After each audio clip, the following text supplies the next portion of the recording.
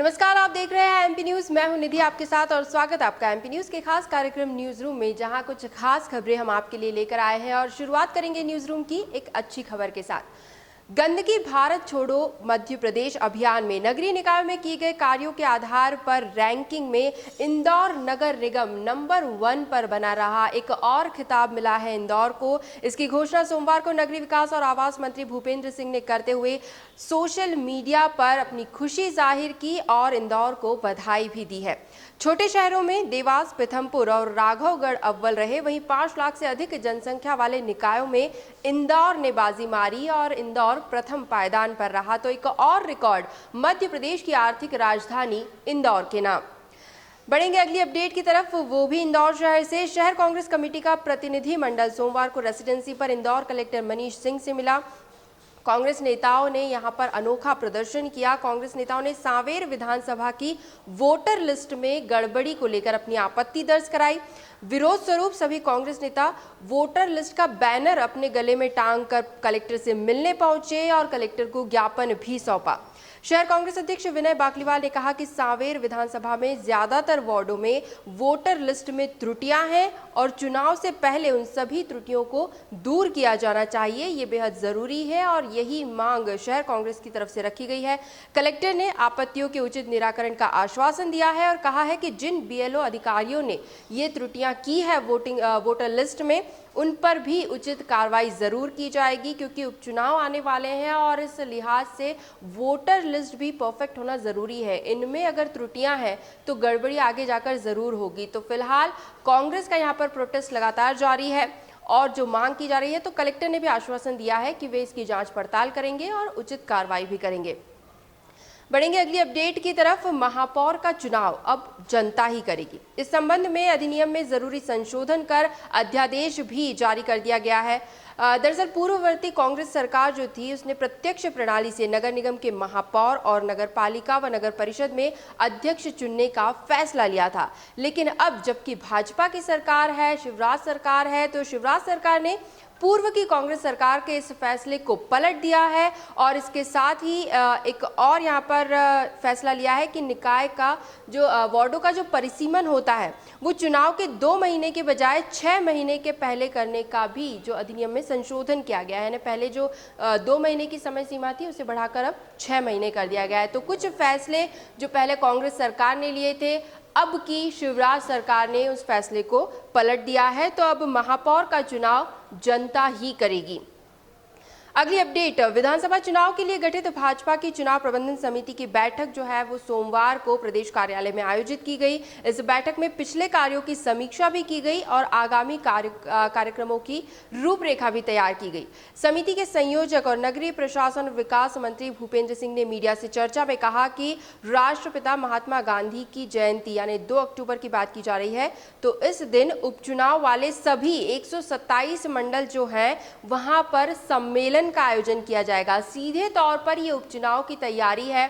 जिस तरह से जनसभाओं का दौर चल रहा है, रैलियों का दौर चल रहा है, प्रचार प्रसार पुरजोर तरीके से किया जा रहा है, तो इसी क्रम में हम देख सकते हैं कि 2 अक्टूबर यानी गांधी जयंती का जो दिन है, उस दिन भाजपा की ओर से 127 मंडल में सम्मेलनों का आयोजन किया जाएगा। इन सम्मेलन में मंडल में रहने वाले पार्टी के जिला एवं प्रदेश पदाधिकारी, बूथ कमेटी के सदस्य भी इसमें शामिल होंगे और इस अभियान के दौरान पार्टी के वरिष्ठ नेताओं को जिम्मेदारी दी गई है कि वे एक दिन में 2 मंडल पहुंचेंगे और सम्मेलनों को संबोधित करेंगे। और ये भी कहा गया है कि इन सम्मेलन के दौरान, इस आयोजन के दौरान पूरी तरह से कोविड-19 के प्रोटोकॉल्स का ध्यान रखा जाएगा। ये कहा जरूर जा रहा है, लेकिन क्या वाकई में ऐसा हो पाता है? क्योंकि जब इतना बड़ा सम्मेलन है, इतना बड़ा आयोजन है, तो क्या सोशल डिस्टेंसिंग रह पाएगी? क्या हर कोई मास्क पहनकर आएगा वहां पर? तो फिलहाल राजनीतिक आयोजनों पर जहां सवाल खड़े हो रहे हैं, उसी बीच ये बड़ी घोषणा की 127 मंडलों पर सम्मेलन आयोजित किए जाएंगे। तो फिलहाल यहाँ पर चर्चाओं में यही है कि ये किस तरह से होगा और क्या वाकई कोविड-19 के प्रोटोकॉल्स का पालन हो पाएगा। लेकिन भाजपा की तरफ से ये बड़ी घोषणा है। अगली अपडेट है प्रदेश के किसानों के लिए, जो कि एक राहत भरी खबर है। एक तरफ हम देख सकते हैं कि उपचुनाव के मौसम में किसानों को लेकर किस तरह से राजनीति गरमाई हुई है। किसानों की कर्ज माफी को लेकर बात करें, बाढ़ प्रभावित किसान जो है उनके मुआवजे की राशि को लेकर बात करें, जिनकी फसलों का नुकसान हुआ है वे अलग अपनी मांगे रख रहे हैं। इन सब के बीच किसानों के लिए एक राहत भरी खबर आई है। क्या है वो आपको बताते हैं। प्रदेश की शिवराज सरकार ने धान की खरीदी की तैयारियां शुरू कर दी है, जो कि किसानों के लिए सबसे अहम मानी जाती है। न्यूनतम समर्थन मूल्य पर खरीदी की शुरुआत 25 नवंबर से होगी और इसके लिए रजिस्ट्रेशन की जो अंतिम तारीख है वो 15 अक्टूबर तय कर दी गई है। 15 अक्टूबर के पहले पहले प्रदेश के सभी किसान जो न्यूनतम समर्थन मूल्य पर धान बेचना चाहते हैं उन्हें रजिस्ट्रेशन कराना होगा। जो रजिस्ट्रेशन कराएंगे वे ही धान को बेच सकेंगे, यानी रजिस्ट्रेशन जो है वो कंपलसरी है, अनिवार्य किया गया है। और इस साल सरकार ने 40 लाख टन धान खरीदने का लक्ष्य तय किया है। इस संबंध में मुख्यमंत्री शिवराज सिंह चौहान ने कृषि, सहकारिता और खाद्य नागरिक आपूर्ति विभाग के अधिकारियों को निर्देशित भी कर दिया है। तो 15 अक्टूबर की तारीख ध्यान रखें, प्रदेश के सभी किसान 15 अक्टूबर तक रजिस्ट्रेशन करा लें और 25 नवंबर से न्यूनतम समर्थन मूल्य पर धान की खरीदी की शुरुआत हो जाएगी। तो एक बड़ी राहत वाली खबर प्रदेश के सभी किसानों के लिए। अब बात करेंगे कोविड-19 को लेकर। उसके पहले सीरो सर्वे की अपडेट हम आपको दे दें। भोपाल में जैसा कि हमने आपको बताया था कि एंटीबॉडी टेस्ट के लिए सीरो सर्वे की शुरुआत की गई थी, तो 100 लोगों में से 18 व्यक्ति ऐसे हैं जो कोरोना संक्रमित होने के बाद स्वस्थ भी हो चुके हैं और उन्हें स्वयं इस बात का पता भी नहीं चला कि उन्हें कभी कोरोना संक्रमण था। ये रिपोर्ट आई है सीरो सर्वे से। ये बड़ा खुलासा भोपाल में सीरो सर्वे की रिपोर्ट में हुआ है। रिपोर्ट के मुताबिक भोपाल के 85 वार्डों में रहने वाले लगभग 7,900 से ज्यादा लोगों के ब्लड सैंपल्स का कोविड एंटीबॉडी टेस्ट किया गया था। इनमें से 18 में जांच के दौरान कोविड-19 एंटीबॉडी मिली है। यानी अगर सीधे शब्दों में हम बात करें तो 100 लोगों का टेस्ट किया गया, जिनमें से 18 लोगों की जांच में ये पाया गया है कि उनके अंदर ऑलरेडी कोविड की एंटीबॉडीज मौजूद थी। तो ये एक बड़ी रिपोर्ट है, बड़ा खुलासा है और ये जो सर्वे रिपोर्ट्स आ रही हैं ये ज़रूर कोरोना संक्रमण से जो जंग अभी भी प्रदेश की जारी है उसमें ज़रूर मददगार साबित होगी, क्योंकि एंटीबॉडी से ही कोरोना को हराना सबसे ज़्यादा ईजी स्टेप हम कह सकते हैं कि सबसे ईजी स्टेप यही होती है कि एंटीबॉडी मिल जाए। तो 100 में से 18% ऐसे मिल भी रहे हैं। अब आगे देखते हैं कि इसका किस तरह से सदुपयोग किया जाता है और स्वास्थ्य विभाग का अगला कदम क्या होता है इसे लेकर। वैसे जहाँ तक कोरोना संक्रमण की बात है तो कुछ आंकड़े हम आपके सामने रख देते हैं। मध्य प्रदेश में काफ़ी वक्त बाद, काफ़ी दिनों बाद ऐसा हुआ है कि 2000 से नीचे कोई संख्या सामने आई है। पिछले 24 घंटों में प्रदेश में 1957 नए संक्रमित पाए गए हैं, जिससे कुल संक्रमितों की जो संख्या है वो 1,24,166 हो चुकी है। 35 मरीजों की कल के दिन में मौत हुई है और कुल मौत का आंकड़ा जो है मध्य प्रदेश का वो 2,242 तक पहुंच गया है। वहीं कल के दिन में 2,441 मरीज स्वस्थ होकर अपने घरों को भी लौटे हैं। बात करेंगे आर्थिक राजधानी इंदौर की, जो कोविड का एपिसेंटर बना हुआ है। हर चीज में नंबर 1 आने वाला इंदौर कोरोना के मामले में भी अव्वल आता जा रहा है। कल के दिन यहाँ 449 नए संक्रमित पाए गए। कुल संक्रमितों की संख्या 23,524 हो चुकी है। 7 मरीजों की कल मौत हुई इंदौर शहर में। कुल मौत का आंकड़ा इंदौर का 558 तक पहुंच गया है। वहीं 168 मरीज कल स्वस्थ भी हुए हैं।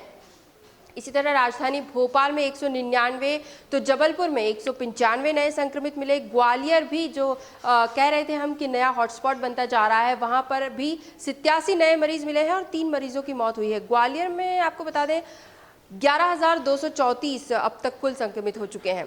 कुछ खास जिलों की पिछले 24 घंटों की अपडेट आपके सामने रखते हैं। सागर 58, होशंगाबाद 51, रतलाम में 31, झाबुआ में 18, खरगोन में 26, उज्जैन से 15 नए मरीज सामने आए हैं। सीहोर में 10, बैतूल में 20, रीवा में 23 और दतिया और विदिशा में 17 नए कोविड पॉजिटिव मरीज पाए गए हैं।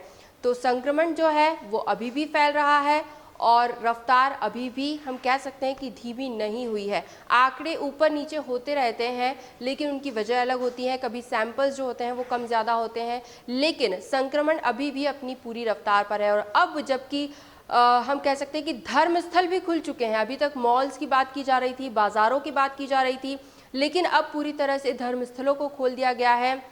मंदिर, मस्जिद, गुरुद्वारे अब खुल चुके हैं, लोग वहां पहुंच रहे हैं। हालांकि प्रोटोकॉल का पालन किया जा रहा है, सोशल डिस्टेंसिंग का ध्यान रखा जा रहा है, लेकिन अब भी पूरी तरह से ये जनता की जिम्मेदारी बनती है, लोगों की जिम्मेदारी बनती है। अगर आप वहां जा रहे हैं तो ये आपकी जिम्मेदारी बनती है कि आप खुद की सुरक्षा कैसे करते हैं, खुद क्या क्या सावधानी बरतते हैं। प्रशासन अपनी तरफ से तैयारियां कर रहा है, आपको समझाइश दी जा चुकी है, जन जागरूकता के कार्यक्रम किए जा चुके हैं, लेकिन फिर भी आपकी सुरक्षा आपके हाथों में है। अगर आप घर से बाहर निकल रहे हैं, बाजारों में जा रहे हैं, धर्मस्थलों में पहुंच रहे हैं, तो अपनी सुरक्षा स्वयं कीजिए। अंत में बात करेंगे मध्य प्रदेश के मौसम को लेकर। तो मानसून की वापसी और ठंड का आगाज, कुछ इसी तरह के संकेत देखने को मिल रहे हैं मध्य प्रदेश के मौसम में। और जैसे कि अपडेट्स हैं कि दक्षिण पश्चिम मानसून की पश्चिमी राजस्थान से और प्रदेश के कई जिलों से भी मानसून की विदाई जो है वो नज़दीक आ चुकी है। अक्टूबर के पहले सप्ताह से ही धीरे धीरे प्रदेश में मानसून कमज़ोर हो जाएगा। भारी बारिश की संभावना पूरी तरह से खत्म हो चुकी है, क्योंकि नमी बनी हुई है और दूसरी तरफ कड़ी धूप और उमस का माहौल है। तो इसके मेल से हो सकता है कि कहीं हल्की फुल्की बारिश या कुछ बौछारें ज़रूर पड़ सकती है, लेकिन इसे मानसून की बारिश नहीं कहा जाएगा। कुल मिलाकर ये भी कहा जा रहा है मौसम विभाग की ओर से कि 15 अक्टूबर एक फाइनल डेट दी गई है कि तब तक तो पूरी तरह से मानसून विदा हो जाएगा। लेकिन सुबह सुबह का अगर मौसम देखें तो ठंडी हवाएं और ये संकेत, ठंडी हवाएं जो है और ठंड का जो एक कोहरा सा रहता है, वो ये संकेत ज़रूर दे रहा है कि प्रदेश में ठंड ने समय से पहले दस्तक दे दी है और लोगों को ये महसूस भी होने लगा है। तो थोड़ी राहत ज़रूर यहाँ पर मिलती नज़र आ रही है, लेकिन दिन भर गर्मी और उमस फिलहाल कुछ दिन और जनता को झेलनी पड़ेगी। ये कुछ बना हुआ है प्रदेश का मौसम। तो एमपी न्यूज़ के न्यूज़ रूम से फिलहाल यही अपडेट्स। लगातार और भी खबरें और भी जानकारियां हम आप तक ज़रूर पहुंचाते रहेंगे। बस आप बने रहिए हमारे साथ, देखते रहिए एमपी न्यूज़। धन्यवाद। एमपी की नब्ज, एमपी का हाल, मध्य प्रदेश की हर खबर एमपी न्यूज़ टीवी के साथ। लगातार खबरों के लिए सब्सक्राइब करें हमारा YouTube channel MP news TV. Latest updates के लिए बेल आइकन दबाना जरा भी न भूलें।